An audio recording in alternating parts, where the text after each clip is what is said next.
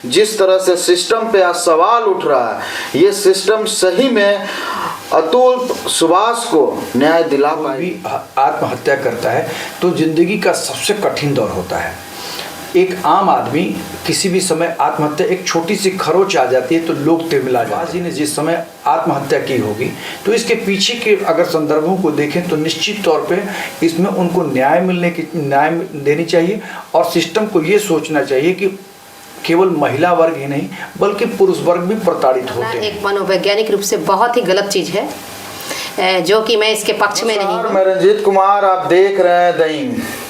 बिहार ही नहीं पूरे देश में एक मुद्दा जो वायरल हो रहा है, अतुल सुभाष जो एआई इंजीनियर, उन्होंने आत्महत्या कर ली।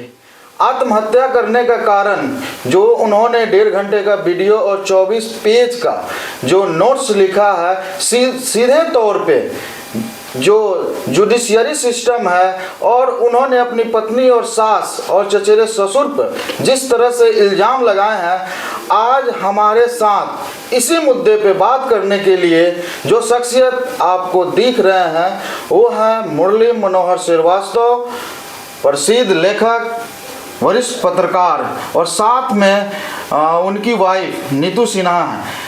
इन लोगों से आज हम बात करेंगे इसी मुद्दे पे। सबसे पहले आप लोगों का स्वागत है द इंक में। नमस्कार सर, सबसे पहला सवाल, ये अतुल सुभाष जो हैं, इनकी मौत की जिम्मेदार सिस्टम है, पत्नी है, सास है या कोई और है?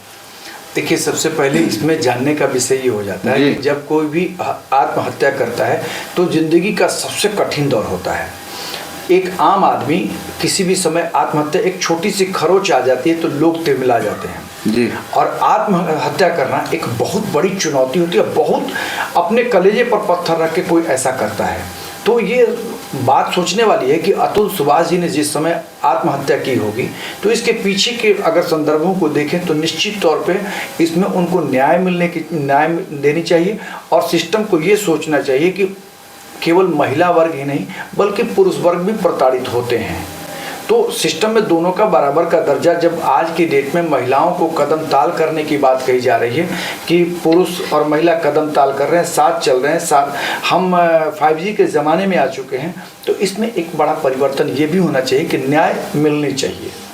आखिर क्यों आत्महत्या किए, यह जगजाहिर है। उन्होंने सारे नोट्स में इन चीज़ों का खुलासा कर दिया है। सर, सबसे बड़ा सवाल है, लोग कहते हैं महिलाएं प्रताड़ित होती है पुरुषों के द्वारा, लेकिन जिस तरह से अतुल प्रसाद ने ये मुद्दा उठाया है, कई पुरुषों के लिए मतलब समझिए राज खोल दिए हैं जो प्रताड़ित हो रहे हैं आज भी महिलाओं के द्वारा। तो आप महिलाएं क्या कहेंगे जो समाज में इस तरह का अब निकल के सामने आ? तो मैं ये मानती हूँ कि ऐसा नहीं है कि हर जगह पुरुष ही गलत है, कहीं कहीं महिलाएं भी बहुत ज़्यादा गलत होती हैं जी। लेकिन मुझे लगता है कि उन्हें आत्महत्या नहीं करना चाहिए था। जो आज उन्होंने 24 पेज का जो लिखा है, ये वो लेके जाते कानून के पास और अपने न्याय के लिए गुहार लगाते। आत्महत्या करना एक मनोवैज्ञानिक रूप से बहुत ही गलत चीज़ है, जो कि मैं इसके पक्ष में नहीं हूँ। जो ये मुद्दा आज गरमा के आया है, शायद वो न्याय के लिए गुहार लगाते तो हो सकता था कि उनके फेवर में ये मुद्दा जाता। सर, न्याय की बात मैं बताई, न्याय की, लेकिन अतुल प्रसाद ने जिस तरह से जुडिशियरी सिस्टम को जो चपरासी से लेकर और अपर लेवल जज तक को लपेटा है। देखिए, 26 अप्रैल 2019 को उनकी शादी हुई थी जी। अतुल सुभाष मोदी की शादी हुई थी एक सॉफ्टवेयर इंजीनियर से, और दोनों इंजीनियर हैं। तो जब शादी हुई तो एक मैरिज ब्यूरो के माध्यम से हुई, शादी तो हो गई, एक दूसरे परिवार को लोगों ने जाना नहीं। आपने सवाल ये उठाया कि ये अभी इन्होंने कहा कि सिस्टम को ये जाना चाहिए था, 24 पेज का अपना जो दस्तावेज उसको बताना चाहिए। वो दस्तावेज लिखने की तब जरूरत पड़ी जब उसकी किसी ने नहीं सुनी। जब लोग सुन लिए होते तो आज 24 पन्ना लिख के और सुसाइड नहीं करना पड़ता और 1.5 घंटे का वीडियो रिलीज नहीं करना पड़ता। इससे साफ जाहिर होता है कि अतुल सुभाष मोदी ने लगातार अपनी बातों को समाज के सामने रखा है, उन परिवारों को समझाने की कोशिश की है। जब उस परिवार ने नहीं समझा, बहुत दबाव बनाया है, तो दबाव बना के ही एकदम चारों तरफ से जब इंसान हारता है, पुरुष एक कठोर माना जाता है, लेकिन तब ये कदम उठाता है जीने और मरने की, जब उसका आखिरी पैमाना पार कर जाता है, अब लगता है कि कुछ भी नहीं है, तब वो इस कदम को उठाता है। इसलिए ये मानने वाली बात है कि अपनी बातों को रखा उन्होंने, बात नहीं सुनी गई, तब यह कदम उठाना पड़ा, ये रास्ते अख्तियार करने पड़े। मैम आपसे सवाल है, आप महिलाएं घर चलाती है, पुरुषों को तो बाहर अपना जॉब हुआ, कोई काम हुआ तो अपना बाहर, लेकिन महिलाएं जो घर संभालती है, कौन सी वो मजबूरियां हो जाती है जिसके कारण इस तरह का बिखराव होता है? कहाँ पे वो लोग मतलब तनाव में आ जाते हैं? देखिए, विचार क्या, इसमें विचार का बिखराव नहीं होता है। दो लोग दो परिवेश से आते हैं, तो हो सकता है कि वहाँ पहले से उनमें, देखिए आज के समय में क्या सबसे बड़ी चीज है कि जो शादियां हो रही हैं वो बिना जांच पड़ताल के हो रही हैं। लड़के जहाँ जा रहे हैं वहाँ शादी कर ले रहे हैं, लोग मॉडर्न परिवेश इसको समझ रहे हैं। लेकिन पहले के जमाने में जो शादी था वो अच्छे से जांच पड़ताल के द्वारा होती थी। तो अनसक्सेसफुल शादी होने का सबसे बड़ा रीजन है ये जांच पड़ताल नहीं होना, एक दूसरे के परिवार को नहीं समझना। जी। तो आज क्या है कि विचारों का नहीं मिलना ही इस तरह का जो है, जरूरी नहीं है कि हर जगह मर्द ही गलत है, कहीं कहीं औरत गलत है बहुत ज़्यादा। तो लेकिन आज ऐसा समय बन गया है कि जहाँ पे औरत अच्छी भी है तो उन पे भी लोग बिलीव नहीं करेगा कि उनके साथ भी प्रताड़ना हो रही है। आने वाला समय क्या लग रहा है आपको कि जिस तरह से इस तरह के केसेस आ रहे हैं निकल कर सामने, तो आने वाला समय किस तरह आपको लग रहा है कि आने वाले समय में? देखिए, आने वाले समय में तो मैं यही कहूँगी कि अपने बच्चों को आप जितना संस्कार दे, आप अपने नज़दीक से हर रिलेशन को उन्हें समझाएं। जो आज बच्चे दूर चले जा रहे हैं वो अपने से खुद ब खुद शादी कर ले रहे हैं, तो ये आज के समाज के लिए सबसे बड़ा चीज़, सबसे गलत चीज़ है। और आज लोग मदर फादर सोचते हैं कि अरे बच्चे को बाहर पढ़ने भेज दिए, लेकिन मेरा मानना है कि जब तक बच्चे आपका हो सके आप अपने पास रख के उसको स्टडी दीजिए और सारे रिलेशन को समझाइए, दिखाइए। तो आज के समय में लोग मॉडर्निटी दिखा रहे हैं कि पैर नहीं छूना है, ये सबको वेस्टर्न कल्चर जो अडॉप्ट कर रहे हैं लोग, तो वो अपने भारतीय संस्कृति को मूलतः खत्म हो रहा है धीरे धीरे। सर, आप लेखक हैं, पत्रकार हैं, इस तरह के मामले समाज में आ रहे हैं। अतुल प्रसाद पढ़े लिखे इंसान थे, इंजीनियर थे, टॉप लेवल के इंजीनियर थे, और इस तरह का कदम उठाना क्या मैसेज दे रहा है सोसाइटी में? देखिए, एक चीज मैं कहना चाहूँगा यहाँ पे कि किसी भी इंसान को अपने को ख़त्म कर लेना यह निदान नहीं है। ठीक है, वो गलत हैं जी, महिला वो गलत थी, निकिता गलत हैं, उनके परिवार के लोग दोषी हैं, इन सारी चीज़ों के बाद भी कानून भी कोई चीज़ है। ऐसा नहीं कि पुरुषों के लिए कानून नहीं बना, महिला आयोग में चली जाती है, पुरुषों के लिए आयोग नहीं बना हो, बात अलग है। लेकिन अगर यही बात धीरे धीरे इसी तरह से अतुल प्रसाद जैसे लोग अगर इस तरह सुसाइड करना शुरू करते, जीवन से हारना सीख लें, तो मुझे नहीं लगता कि ये बेहतर काम है। इसलिए अतुल प्रसाद मोदी को ये कम से कम जरूर सोचना चाहिए था कि मेरा भी एक बच्चा है, मेरे भी माता पिता हैं और घर का इकलौता बेटा है, तो बुढ़ापे में मेरी मदर फादर का क्या होगा। ये ठीक है, सिस्टम के खिलाफ उन्होंने आवाज़ उठाई, लेकिन अपने को ख़त्म कर लेना ये मेरे हिसाब से भी उचित नहीं है। क्योंकि अब वो बूढ़े माँ बाप जाएंगे कहाँ, जो छत्तीसगढ़ से आते हैं और छत्तीसगढ़ से कम उम्र में ही आकर यहाँ पर बिजनेस शुरू करते हैं, समस्तीपुर में उनके पवन मोदी, और अपने बच्चे को वहीं के स्कूल में पढ़ाते हैं, लिखाते हैं, बच्चा को पढ़ा लिखा के आगे ले जाते हैं, और बच्चा आखिर में जब एक मुकाम को पाता है तो कहता है कि शादी अपने मन से करेंगे। उस माँ बाप को सोचिए कि उन लोगों ने उस पर भी राजी हामी भर दी, शादी करा दी। शादी होने के बाद मात्र कहाँ 19 कहाँ 24, और इस बीच में आपका कोरोना काल भी रहा, तो जीवन का कोई मोल तो नहीं रहा। सर, एक बड़ा सवाल है। हाँ, 19 के बाद जितने भी शादियाँ हुई है, अधिकांश कोरोना जो लॉकडाउन में तमाम ऐसे बातें निकल के सामने आ रही है, तलाक की बातें हो, अगलाव की बातें हो, मनमुटाव की बातें हो। क्या ऐसा कारण हुआ कि मतलब 19 के बाद सक्सेस नहीं हुआ जितने भी शादियाँ? हम एक समाज में जो जीते हैं, समाज के लोगों में एक चीज, अपने संसाधन और सुविधाओं पर जब तक कंट्रोल करना नहीं सीखेंगे तब तक हम हमेशा मात खाएंगे।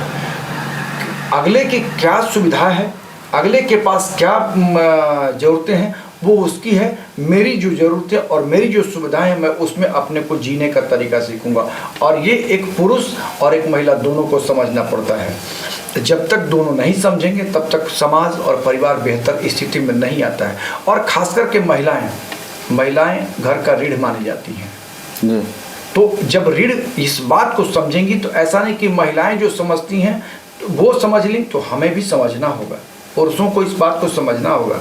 क्योंकि जब आज भी कहा जा रहा है, शुरू से भी राम जब बन गए तो सीता भी साथ गई, इस तरह अकेले कोई नहीं रहा है जी। तो समाज दो धुरियों से चला है, एक नेगेटिव एक पॉजिटिव, एक सूर्य एक चंद्रमा, एक पति एक पत्नी, एक लड़की एक लड़का।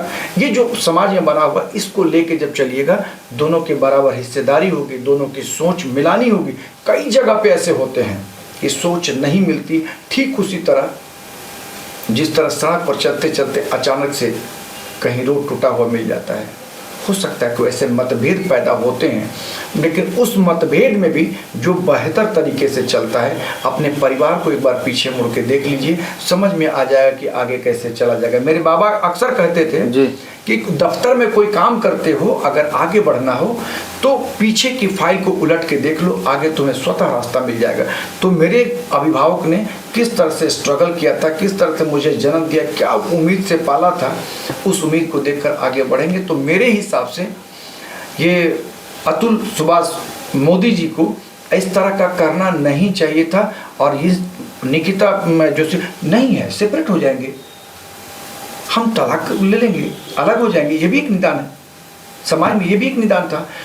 अगर उन्होंने ऐसा किया होता तो शायद उनकी ज़िंदगी भी बच गई होती और बुढ़ापे की लाठी भी अपने माता पिता के नहीं टूटी होती। मैम, सबसे बड़ा एक सवाल है, सोसाइटी में लगातार सुनने को मिलता है कि महिलाएं जब भी लड़कियां शादी जब हो जाता है वो अपने ससुराल आती है, लेकिन वो मायके से कनेक्शन ज़्यादा रखती है और वही महिलाएं का ज़्यादा शादी टूटता है, घर बर्बाद होता है। निकिता के साथ भी क्या इसी तरह का घटना हुआ? क्योंकि उनकी सास जब अतुल प्रसाद कोर्ट में गए थे डेट पे, तो बता रहे थे कि मेरी सास को हम बोले कि ऐसा नौबत रहा तो सुसाइड कर लेंगे। सास अगले बार जब मिलती है तो बोलती है अभी तक तुम सुसाइड नहीं किया। जी। तो क्या कहेंगे आप, एक महिला हैं, पुरुषों में भी बहुत बड़ा दर्द, जन्म से ही वो घर त्याग देता है और अपने आप को संभालने में लगा देता है। तो आप महिलाएं क्या कहेंगे कि इस तरह महिलाएं का अब नेचर हो रहा है कि? जी, ऐसा नहीं है कि सारी महिलाएं ऐसी हैं जी। लेकिन हाँ, कुछ महिलाएं ऐसी हो गई हैं कि मतलब जो दबाव डालती हैं। देखिए, ऐसे भी कहा जाता है कि मायके का अगर ज़्यादा इंटरफेयर होगा ससुराल पक्ष पे तो वो शादियाँ जल्दी टूटती हैं। मदर फादर जब शादी करते तो ठीक है, बातचीत एक अलग चीज़ है, हर लड़की अपने पेरेंट्स से बात करना चाहती है, भाई बहन से, लेकिन हमको नहीं लगता है कि मायके को हर बात पे इंटरफेयर करना चाहिए। क्योंकि मान लीजिए कि आपकी शादी हो गई, ठीक है, हम बहुत बड़े फैमिली से भी मान लीजिए बिलोंग करते हैं, लेकिन उसकी स्थिति, आर्थिक स्थिति कैसी है, और कोरोना के बाद तो आप समझते हैं कि अच्छे अच्छे इंजीनियर लोग भी डाउन टू अर्थ आ गए थे। जी। तो किस मानसिक स्थिति से कौन गुजर रहा था, तो ये समझना सबसे बड़ी चीज़ है कि कोरोना के बाद लोग खुद बखुद बहुत डिप्रेशन में थे। तो हो सकता है कि उनकी आर्थिक स्थिति कमज़ोर हुई होगी, उस समय वो लड़की दबाव दे रही होगी अपने मतलब सारे ज़रूरतों को ज़्यादा पूरा करने के लिए।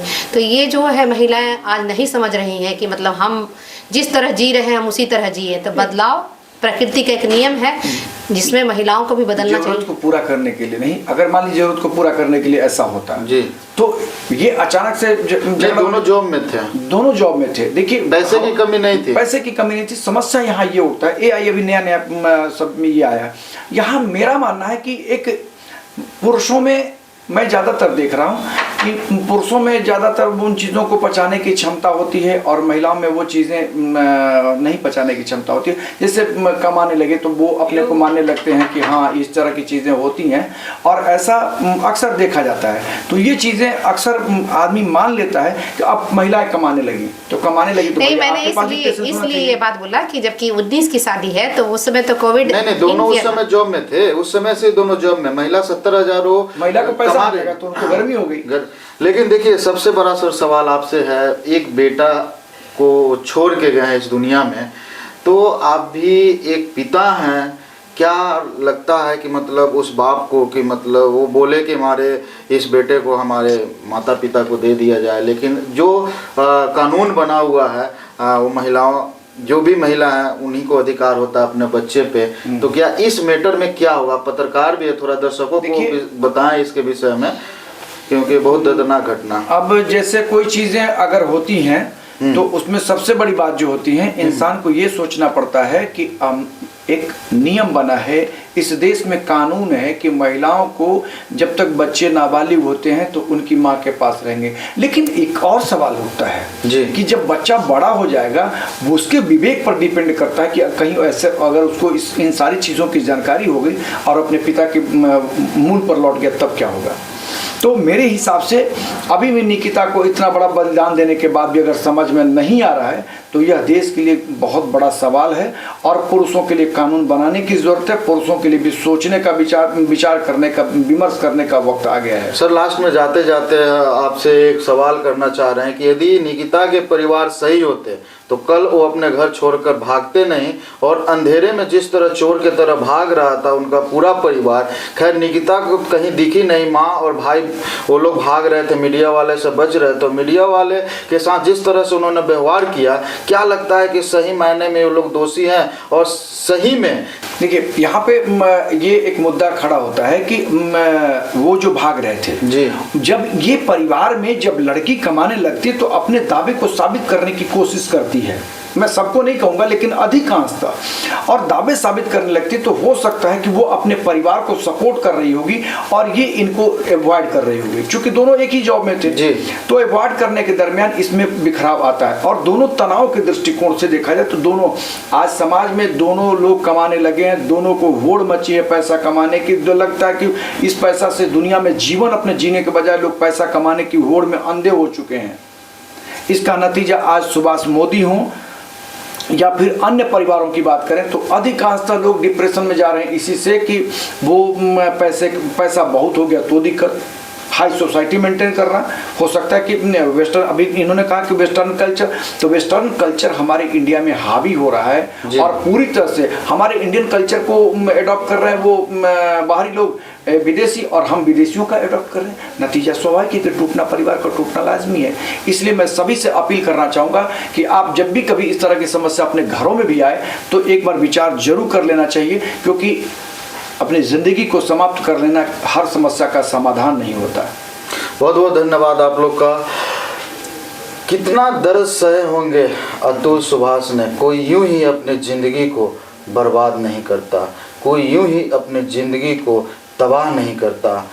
फांसी लगाना कोई ये सही रास्ता नहीं है, या आत्महत्या करना ये कहीं से सही नहीं है। ज़िंदगी मिला है संघर्ष करने के लिए, आप संघर्ष कीजिए और अपने मुकाम को हासिल कीजिए। आपको क्या लगता है इस घटना पे कमेंट बॉक्स में ज़रूर बताएं और वीडियो को ज़्यादा से ज़्यादा शेयर करें। धन्यवाद।